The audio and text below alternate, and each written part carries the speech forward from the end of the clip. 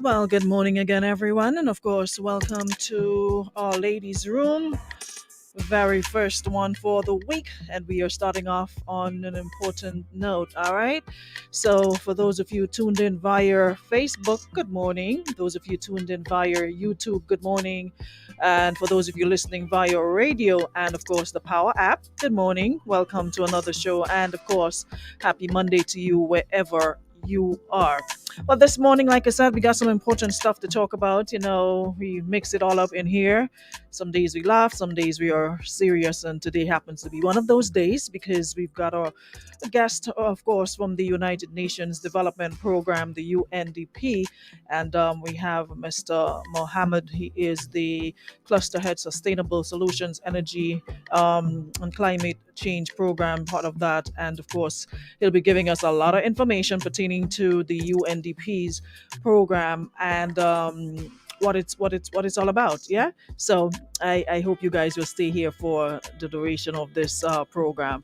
So without any further ado, let me welcome my guests to the show and say good morning. How are you? Hi, good morning, Denise. I'm doing well. What about you? I am well as well. Thanks so much for being part of the program. Aruna, you spoke to Denise before, so my Apologies, Aruna. that is uh, that is okay. But I'm happy to have you on the show. And like I said, a lot of information to disseminate. I'm sure my listeners, my audience, probably heard the word UNDP a lot here and there. And if they're following along regarding climate and all of that, they will know what it's all about. But today it's a sort of a teaching moment, right? To find out what's going on and what exactly it is you do. So we're going to start with you. You can introduce yourselves to our listeners and tell us, of course, your role, and we'll take it from there. Thanks so much, Aruna. And apologies for getting the name wrong. It's all right. It's Yeah. okay. So just wanted to start off by saying, so I actually had my first visit to Grenada last week and just got back to Barbados on Saturday. Had an absolutely fantastic time. It's a beautiful island, and I will say one thing that really stood out to me was no matter where I went, man, it was just like there was a view, there was something to see, there was just something breathtaking. So I really wanted to say that it was spectacular, and I What look stood forward out for to. you the most, though? What stood out for you? What did you do as part of your visit? Well, we would have visited different ministries according to the projects that we would have had. So we have climate resilient agricultural projects. We have a project named Engender and a project named also Climate Promise under my cluster. And these projects vary from looking at food security to supporting more ambitious NDCs. NDCs being nationally determined contributions, which is really a country's commitment to how we will look to react to and respond to climate change in the hopes of keeping global warming down to 1.5 degrees Celsius. So these are initiatives that are always led by the government. It's always in line with their priorities as identified, and we're really a supporting mechanism to help to achieve these goals. And so we would have met with different stakeholders and ministers. We met with Minister Peter David. We also met with the Deputy Prime Minister and the Minister of Finance, several permanent secretaries, and those are focal points that we would have been dealing with directly over the last 2 years. And as a result of COVID-19, we were unable to travel to the islands and under a normal circumstance, and there's no normal anymore. Every month, there would have been someone coming to Grenada and the Grenada teams coming over to Barbados to help to support and facilitate the implementation of activities. However, again, hasn't happened in almost 2 years, and this is actually only the second mission that we would have had coming out of the UNDP Barbados office, simply because it's a priority for us with just the amount of work that's happening in Grenada and the commitment of the government and the people towards achieving their national mandates. And that's why we really made sure that it was one of the first missions to come out before the end of 2021. So, in terms of your visit here, I was asking you what stood out the most for you about our island. What's your most memorable Well, moment? I so don't let the as we're on radio, don't let the name fool you. And for those on the web, don't let the beard and the complexion. But I'm a born and bred Bajan, so for me, coming from a like island that's very flat, I'd have to say that what really stood out to me were the beautiful hills and mountains everywhere that we looked.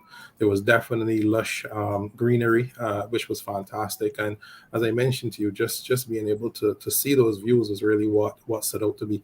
And it was one specific demonstration that we did do on the forgive me as I can't remember the name of the site, but it was just the number of young people who turned out to see a demonstration in terms of biodiversity and forestry conservation that I thought to be the most spectacular, because it shows that there's an interest in the youth towards conservation and resilience building, and that really stood out to me. And it's really heartening when the young people come out, and they're so passionate in terms of the questions that they ask and what's happening. And that really was, how do I say, a game changer for me, because it really resonates with the work that we're doing, and it gives us a resolve towards continuing these activities, for the simple reason that in order for us to be successful, all of these impact on the ground, and that's the bottom line. If it doesn't have an impact on the ground, it doesn't impact the people positively, then as a result, then we're not really doing what we're supposed to do. So when we see these young people come out and there's an interest and we're supporting them in achieving these, well, we know that we're on the right track. I'm happy that you mentioned about young people's involvement, and of course you being a Barbadian, and I'm sure a lot of folks thought, well, okay, listening to his accent and his name, trying to connect the dots. So I'm happy that you put that out there. But was it a week or two ago? Prime Minister Mia Mottley was speaking on another forum pertaining to climate change and all of that, and you gave a very, very, very good speech regarding the importance of climate change and all of that. Now, from a UNDP standpoint, before we get further into what you would have spoken about, speak to us about UNDP and, of course, your role in the Caribbean and in Grenada specifically. Okay, thanks, Aruna.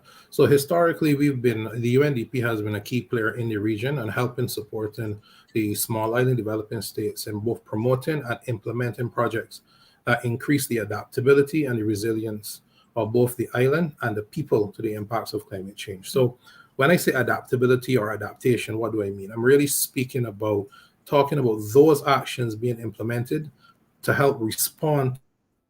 So we know that climate change is coming. We know that we are already seeing the negative impacts of it. So when we adapt to it, we're really developing programs and processes to help us to respond. So that's when I say adaptation, that's what I mean. And then when we speak about resilience, it's really our ability or our capacity to respond to the climate change, how strong we are given the climate shocks that are coming in our direction, how strong we are to respond and to get back to a level of normalcy after his impact. So UNDP's approach is in keeping with the UN 2030 Agenda for Sustainable Development, and we've all heard about the Sustainable Development Goals over and over. Those pretty little boxes that that you see with the beautiful colors. But effectively, all of that is encompassed to say that we're focusing on no one being left behind, and that's really in line with what we're trying to achieve here, in achieving mandates across all sectors and across all thematic areas that leaves no one behind. So for my cluster, the Sustainable Solutions, Energy and Climate Change cluster, which is just energy, environment, and climate change, our projects vary from reducing the use of fossil fuels. So for example, we'll be installing renewable energy systems on shelters, polyclinics, all throughout different islands, mainly Dominica and Barbados at this stage, and also bringing awareness to the increasing use of clean energy and its benefits, supporting sustainable ecosystems, conserving biodiversity, climate resilient agriculture, as in Grenada. We've just completed a project as well called Rich to Reef in Grenada after 4 years. We have projects linked towards green and blue economy. And all of these projects are provided through granting mechanisms, not loans. This is very important to note. So, the grant mechanisms are provided to the respective governments throughout the region to support. And again, these projects are homegrown. So we're not going to develop a project and come to come to a responsible government and say, hey, do this. And even if we do have a project that is generally earmarked, conversations then occur with the respective ministries and governments so that it is tailor-made to have the greatest impact on the ground. There's this unfortunate view from international donors that, the Caribbean regions, our small island development states are a one brush, across all the islands, not realizing the absolute uniqueness that is for each and every region. So it is very important that our conversation happens as early as possible so that it has the level of impact that we wanted to have. So just generally in terms of four general areas that we do support, we still do support the countries in developing their capacity to integrate environmental considerations into development plans and strategies. Secondly, to manage the sustainable use of natural resources, ensure that natural wealth is used to promote economic recovery and livelihoods, 4, and effectively target policies to reduce poverty and provide social protection for those that are in greatest need. So that in general is how UNDP focuses our approach within the region, and so far has been extremely well welcomed by our respective governments and the people, and we look forward to supporting now and after COVID, well after COVID. Fantastic. I'm seeing a couple questions coming in on in the chat as well. But you mentioned a while ago about resilience, and that is one thing we can definitely pride ourselves in the Caribbean on resilience. Of course, we are subjected to hurricane season. Thankfully, we've been well almost the end of November. It usually goes to the end of November. We've been spared on this side of the world in terms of hurricane. Of course, Grenada is no stranger to hurricane. We had a volcanic eruption not so long ago in St. Vincent. And when we speak resilience, of course, we had Hurricane Ivan, and then we had another one. Can't remember her name, but you spoke about going, seeing, the lush vegetation and all of that, and hearing you say that brought back memories of when all that was flattened. And we sat there looking on, saying, we will never ever get back to, seeing the lush green vegetation. And people were actually in tears when we saw the aftermath of Ivan and seeing all the trees on the ground, and our days after everything just brown and bare. It really touched a chord. So as much as we enjoy what we have now, blink, it could be gone, and then we have to start all over. So the resilience that you speak about, and I mean the importance. I mean, you hear the word being bandied about all the time, climate change, but it's like, so most people don't seem to think it's a big deal. We hear about it over and over again. So could you explain to us a bit more about this and why we in Grenada and other Caribbean islands need to be concerned about climate change? Thanks, Aruna. So just to put it simply, we've heard the term. So what is really climate change? So put it in very simple of terms, sheer amount of greenhouse gases or the fossil fuels that have been emitted into the atmosphere over the past decades. And this comes from us using our vehicles, trees burning, and even goes from countries in the world who have a massive production of part of contributing factor towards climate change. But on general, as a result of just the sheer amount of greenhouse gases being emitted into the atmosphere, our average global temperature is getting warmer. Now that effectively is what climate change is, a small nutshell. And in the Caribbean, scientists and technocrats have been saying this for quite a few years. But for us in the Caribbean, we say a 1.5 to stay alive for us in the region means that if global warming temperatures, the average global temperature above 1.5 degrees Celsius, that means that this is really the point of no return. And that the impact brought about by this, the change in the climate as a result of this warming for us in the region, will be extremely devastating and extremely drastic. So part and parcel of what some of the projections are, for storms and hurricanes, it means that there are projections from the scientists that there will be a greater high intensity category 3, 4, and 5 hurricanes coming through the region. And this is really part seen in the last few years, especially I think most recently 2017 was the most devastating, with Hurricane Irma, Hurricane Maria, and some others. And this is something that we've been seeing. So persons say, oh, well, climate change is going to impact us, but what they don't understand is that it's already doing that for us in the region. We within the region are at the front lines to the impacts of climate change, and that is why we have to be even more concerned.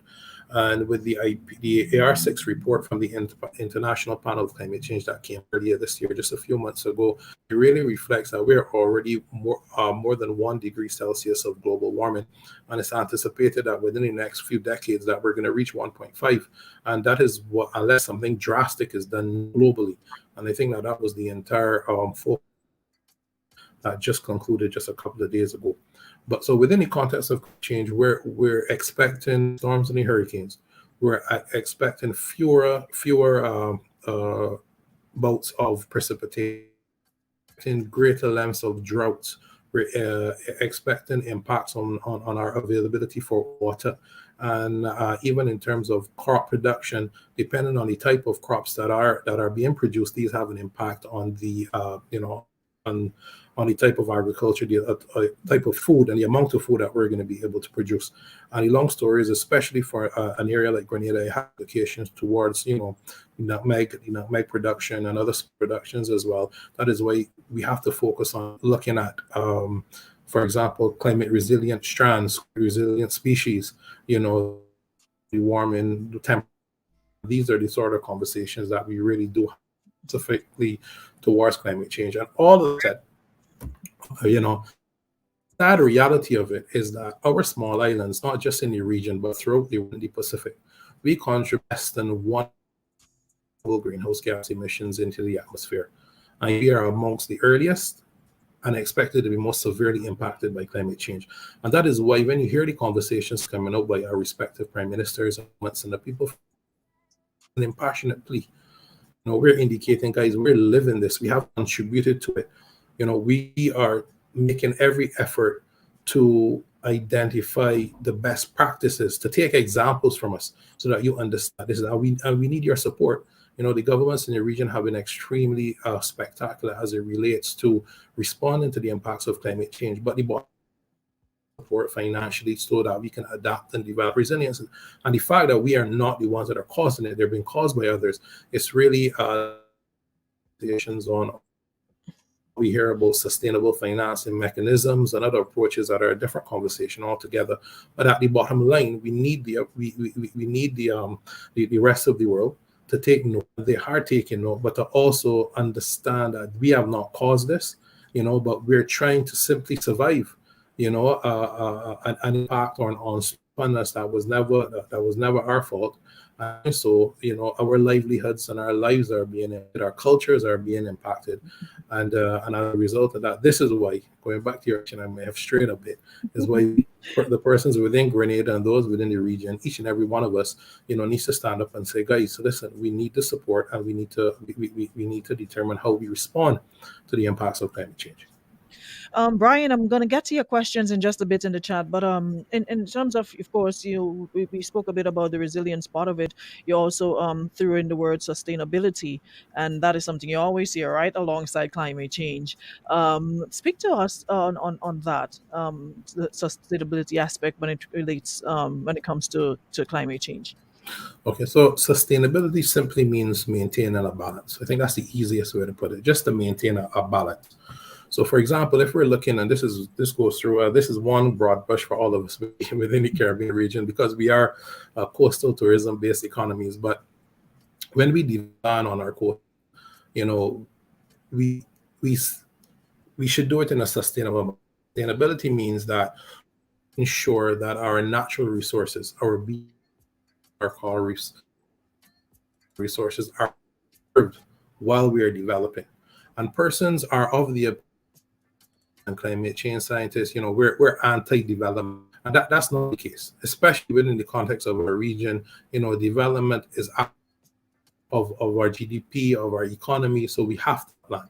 But for us, we really do it in to do it that after the construction is completed, when the tourists are arriving, we have to ensure that there's no risk posed to losing our natural resources, our beaches, our coral reefs, our natural ecosystems. Because even in terms of when we speak to a term called nature-based, our reefs are always the first line of defense, against storm surge inundation coming from storms and hurricanes, and the beaches are the second.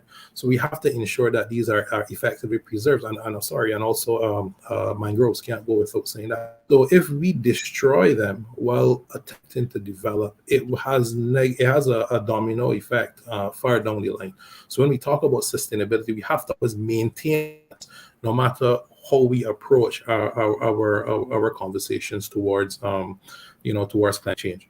And in I'm happy terms, you raised that point as well, because someone is also making that point in the name of progress. Of course, like you said, you visited here. I'm not too sure if you've been to one of the areas where had mangroves before. Now they were cut down to start. I think it's a hotel or what have you. But as this Andre is saying, in many areas in Grenada, we see the destruction of the environment in the name of progress. So how do we reconcile the need to protect the environment with all the talk of climate change, and we see activities that contribute negatively, even by governments themselves who go onto these forums and speak on it. But then you have, projects and what have you that do the opposite. So how do we create that balance? Yeah, well, I think it has to occur at the planning stage. As I know, as I assume in Grenada and different islands in the region, there is obviously a to the construction of these hotels and developments on the coastline. And the best practice I could identify is completion of the environmental impact assessments and whatnot. There needs to be an environmental management plan that is followed, and mandate to be in place. So yes, you will have some loss during construction, but once construction is completed, it really that the mangroves and the beaches themselves preserved or restored. And part and parcel of being able to achieve that is to have monitoring, annual and monthly and quarterly monitoring programs here. So if you know that there was a certain amount, that there's a certain amount of beach reef, that the coral health was, if you can support that with a strong monitoring program nationally, then that will help the government themselves to say, well, hey, you're looking to install, you're looking to implement, you're looking to build, but this we know from our own research, our own monitoring, what it is. This is what we call a greenfield site. This is what we have. So, for example, 80% of this has to remain. 85% of this has to remain. So let's have a conversation on what that looks like. And I think that's how we started.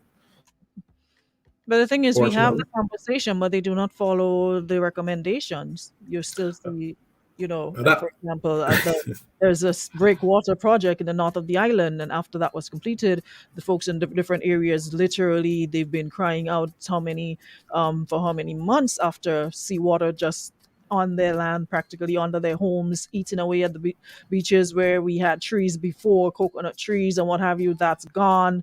Where you had how many sand before the water, now you're almost in the road, and as a result of projects like these. So mhm. the correlation, how do you know make it work? How can, and as Yeah. this person here is asking, what can our island states like Grenada especially do to combat such changes?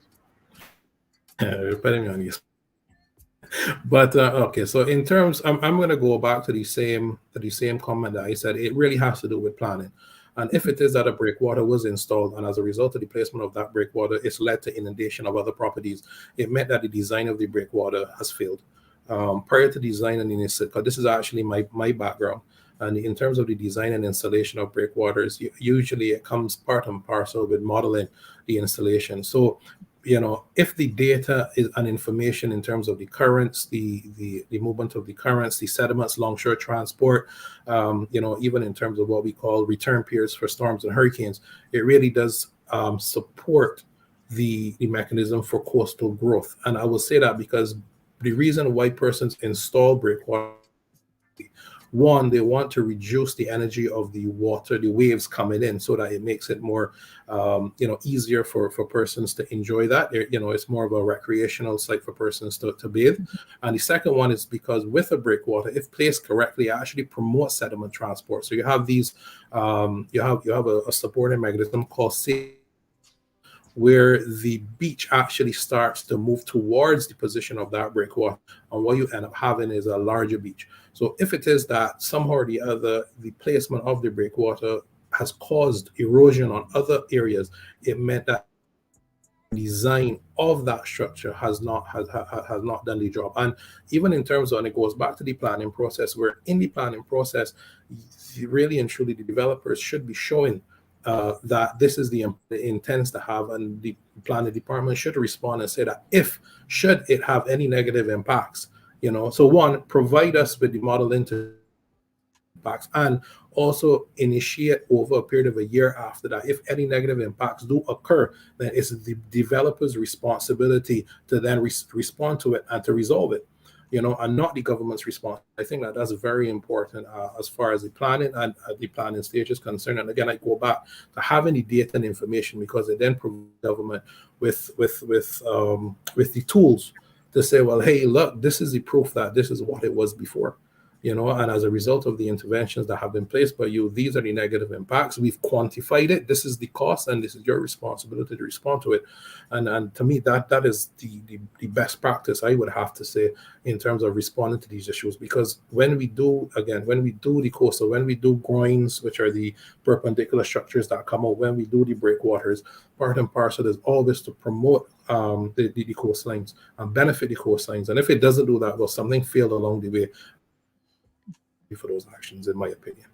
Something failed bigly, and I think somebody needs your number as well. Somebody needs your number. UNDP's work in climate change and disaster risk resilience helps countries alleviate the effects of natural disasters and, of course, build back better and stronger after crisis. Can you tell us about some of your work in Grenada? Okay, so the disaster resilience and recovery is not under my cluster. So it's fantastic to note, though, however, that in the UNDP, so the UNDP Barbados covers Barbados and the Eastern Caribbean as well. And we have three clusters, and one being myself, which is the energy, environment, and climate change. We have a second one called poverty reduction and resilience. And the third one, which is also very, very important, is the disaster reduction. And I wouldn't, I'm not aware, unfortunately, of the specific work in Grenada, but I will tell you the approaches in the last 3 to 4 years in terms of how we approach any disaster that's impacting on the country, and Grenada would be included. And what it would say, even for example, following the passage of Hurricane Irma and Maria, in 2017, both Antigua and Barbuda and Dominica, we had supported these governments in rebuilding homes and key national facilities. So, and this was to develop buildings and infrastructure that were more resilient. There were better standards of construction, through application of building back better approach. So rehabilitation works in the country focus on areas, namely, and these three areas are across the board. So God forbid that a hurricane does impact on any of the islands within the region. The focus really is one on providing safe living conditions, and so we in building back, strengthening our national capacities for resilient rebuilding. And thirdly, including national knowledge building cores, applying building back better and principles. So parcel of it, in building back and getting persons, safely under their families, under a roof, so that they can continue to live and prosper. And another conversation is also the conversation prior to disaster recovery, developing resilience to the impacts of every $1 spent on preparing for the impact of a disaster, $7 on the back end, in terms of recovery. So if we're able to plan effectively, and it goes back to a conversation I like to have of making climate change personal. Mm-hmm. I've been saying it for years. Persons who hear me would say, I'm tired of hearing this, man. But we have to make climate personal. And what does make climate change personal mean? If we know that the hurricanes are coming right, and you and I, for example, are the head of a household, and we know that we have, in my case, I have three little, I have my mom. What to make climate change personal? That God, the hurricane hits me, for at least 2 weeks after, I need to have enough water for my family. I need to have enough food for family, because the anticipation is that it will take about 2 weeks, for someone to reach me, or for someone to assist me where necessary. Making climate change personal is simply climbing up to the roof to say, hey, do we have hurricane straps? Do I know where the closest shelter is? Do I have an evacuation plan? So when I say we need to make climate change personal, we need to take the responsibility for ourselves to ensure that when these climatic shocks hit us, we ourselves, are resilient. Our families are resilient. Our households are resilient. And those initiatives, coming from those homegrown initiatives, are really where we need to start the conversation on resilient building and becoming to these impacts. But sometimes it just feels like, leaders and whoever else, it just pay lip service to climate change because it sounds good and it's something we have to do. But when it comes down to the actual work and the seriousness of it, it's like, okay, whatever. and that way you don't get much interest from the citizenry. You don't get much interest from young people in all of these things, that you should be aware of when it comes to the climate. And a lot of time you hear about programs and forums and what have you, that our leaders and what have you go off to, and unless you're interested, like really interested in it, you don't know anything. You hear some of it in the news, by the way, a little snippet of it, and you move along. But how do we get to that stage of taking personal responsibility when, when we look at the top, it's like, okay, they have to go somewhere, trip is provided, go do what you have to say, and we come back and we move right along. How do we generate that sort of interest and seriousness in it? No, definitely, Aruna. And to me, the approach to combating climate change is threefold. The first one being that we need to talk about adaptation, and we mentioned that earlier, so I'm not going to go into that. The second approach is the mitigation. And mitigation is really the conversation that really needs to happen globally, which is how do we reduce the amount of fossil fuels going into the atmosphere? Because if we continue, it's just going to get worse. And the third one, and which goes back to your topic, is really the conversation on activism and advocacy. And I find personally in the most recent times that the governments in the region, and especially the young people, have taken note of the impacts of climate change. Where we need, I'm not going to say we're failing, but where we need to actually provide greater interest is getting that information to the people. And I think that that's where we need to put additional effort. We need to communicate effectively what we're doing and how it benefits, so that we can also garner their endorsement and their involvement into the activities that we do. And I think that is where we need to have an added effort to happen, because there are persons that are interested, and those who don't know need to be aware. So similar, coming on and having this conversation today, part and parcel of persons being noting that there are issues that need to occur. But beyond that, let you also know the work that we're doing. Let's talk about their conversations to have in terms of green jobs and blue jobs, their conversations, all of which are linked to a greater climate change conversation. And I think that even in terms of the region has now become really a leader globally for a voice for developing climate resilience and supporting everybody, the people in reacting to this issue. So governments throughout the region, no issues there. The youth, they're coming on stream spectacularly, because I remember there's a saying that I'll get it wrong. I apologize beforehand, but you don't inherit the future from your forefathers. I think it's along the lines of it's inherited from the youth, something like that. I apologize if I got it wrong. I don't know who said it, but really it's the youth's future. Well, I do what I do because, one, I love it, and two, I know what I had growing up, and I want my kids to have it. I want my three little daughters to have it as well when they grow up, and I'm sure that when they, go out and have kids, they have it as well. And when we have a conversation on climate change, I can only say that we're having a conversation on our future, guys.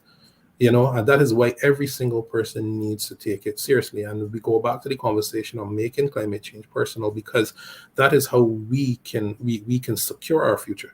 Yeah, there are certain conversations that are beyond us, and that is why we have responsible governments to facilitate those. But at the level of our households, our families, and our friends, I think everybody should be having this conversation, because it is how we ensure a better future for our future for our generations to come. And that's a really good way to wrap up.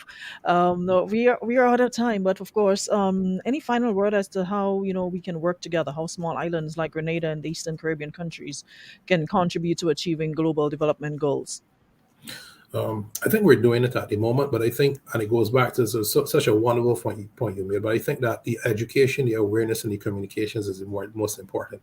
We need to sit down together and talk. We need to be aware of what our challenges are, not just at a national scale, but at a regional scale. And I think that there's always strength in numbers. So the region coming together, the islands coming together. We have I might pronounce it wrong, oasis, where we have the Prime Minister of Antigua is currently the head of OASIS, which is the organization of small and developing small island states, which is between us in the region and also those in the Pacific. We come together and we have that conversation. We have CARICOM, we have UNDP and other UN agencies who regionally support initiatives towards climate change and many others.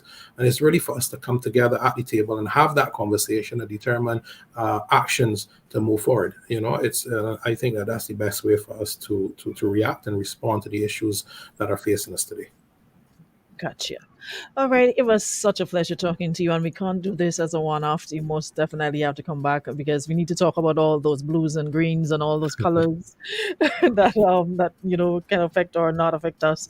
We need to have more conversation. Like you said, it's a good start. We have to start somewhere, and if we want more youthful involvement and participation, we have to go to the youth, go where they are. Where they what they're listening. Be a part of what they're doing, and of course, not just via radio, but in the schools. Have the conversation as well. Make it part of the curriculum because there are so many different opportunities out there. It's not only law and doctor. There's a lot of opportunities in relation to the climate and jobs and what have you related to that we need. So I hope we can have another conversation surrounding that. Would love to have you back again. No, it was an absolute pleasure. I look forward to being called back at any time, and especially with the conversation on the youth and jobs within the context of climate change. I'm there. I'm an advocate for that 100%. So I'll see you again soon. Alrighty, thanks Bye so bye. much. All right, bye. Bye bye. And of course, that's where we conclude our program this morning inside our ladies' room. And we had our UNDP participant, the United Nations Development Program, Mr. Mohammad. I hope I got the name right. Nagdee, the cluster head, the Sustainable Solutions, Energy, and Climate Change Program. There's so much that falls under that umbrella that we can't speak about it in 30 minutes. There's a lot that falls under that umbrella, and we definitely need another, follow up again, to continue the conversation. And thank you so much to those of you who stayed and contributed in your own way and were following along or probably listening. Thank you so much. Appreciate you as well. And we can't leave without saying thank you to our friends at Escuma Variety Store, Beacon Insurance, and Western Union. We'll be back again tomorrow. I have another guest. As a matter of fact, for the entire week, we've got guests. I got a special one for y'all. So make sure you are here and back in the room. Alrighty. So have a good Monday, y'all.